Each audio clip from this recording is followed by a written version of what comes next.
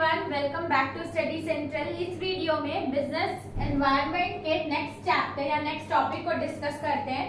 वो है major factor of international trade, यानी कि इंटरनेशनल ट्रेड को कौन कौन से फैक्टर अफेक्ट करते हैं, कौन कौन सी कंट्री आपस में ट्रेड करेगी या नहीं, ये कौन से फैक्टर डिसाइड करते हैं। तो बेसिकली दो फैक्टर होते हैं। पहला फैक्टर होता है उसका इकोनॉमिक सिस्टम और दूसरा रहता है बिजनेस डेवलपमेंट। इकोनॉमिक सिस्टम यानी कि उसने कैसे टाइप का सिस्टम अडॉप्ट किया है। जैसे कि फॉर एग्जांपल तीन टाइप के इकोनॉमिक सिस्टम होते हैं। पहला रहता है कैपिटलिस्ट, दूसरा रहता है कम्युनिस्ट और थर्ड वन इज क्या मिक्स्ड इकोनॉमी।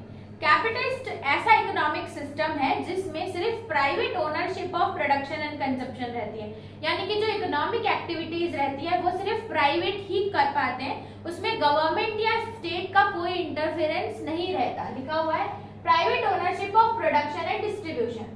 फिर कम्युनिस्ट इकोनॉमिक सिस्टम एक ऐसा सिस्टम है जिसमें प्राइवेट सेक्टर को बिल्कुल अबॉलिश कर दिया जाता है और जो प्रोडक्शन कंजप्शन यानी कि इकोनॉमिक एक्टिविटीज है वो गवर्नमेंट के द्वारा देखा जाता है, यानी कि स्टेट ओन्ड। तो दिया हुआ है state own all factors of production and consumption.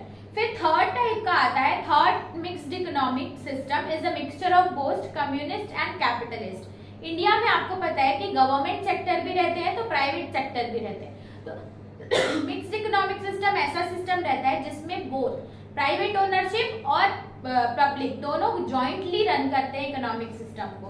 तो दिया है jointly owns activities of production and consumption. तो कौन सी कंट्री के पास कौन सा इकोनॉमिक सिस्टम है ये डिपेंड भी करता है, ये भी अफेक्ट करता है कि कौन सी कंट्री उसके साथ ट्रेडिंग कर रही है या नहीं। क्योंकि अगर प्राइवेट ओन रहेगा तो उसमें बेसिकली हो सकता है रेट ज्यादा हो, सोशलिस्ट होगा तो ट्रांसपोर्टेशन या इसका इंपोर्ट एक्सपोर्ट के कुछ तो चेंजेस होंगे। तो ये भी फैक्टर डिपेंड करता है इंटरनेशनल ट्रेडिंग में। फिर आता है बिजनेस डेवलपमेंट। बिजनेस डेवलपमेंट ये देखता है कि वो कंट्री कितनी डेवलप्ड है, अगर उस कंट्री से हम ट्रेडिंग कर रहे हैं तो हमें कितना फायदा हो रहा है ये देखता है। जैसे कि अगर आप शेयर मार्केट में इन्वेस्ट करते हो तो आप ये देख के करते होगे ना कि आपको कितनी अच्छी है वो कंपनी, कितना आपको रिटर्न दे पाएगी। उसी तरीके से तो इसमें 4 कैटेगरीज डिवाइड की गई है। ऐसी कंट्रीज जो हाई इनकम कंट्रीज है, फिर लो अपर मिडिल इनकम कंट्रीज है, फिर लोअर मिडिल इनकम है, फिर एकदम लो इनकम कंट्रीज आ जाती है।